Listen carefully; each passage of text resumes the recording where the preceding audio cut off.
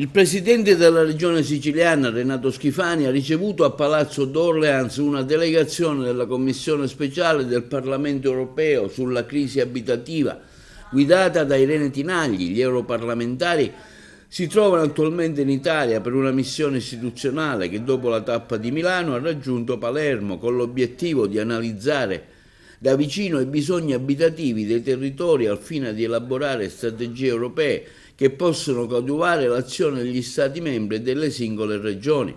Questa visita rappresenta un'opportunità fondamentale, ha dichiarato il presidente Renato Schifani durante l'incontro, al fine di evidenziare le specificità del territorio siciliano e le sfide che affrontiamo quotidianamente nel garantire il diritto alla casa.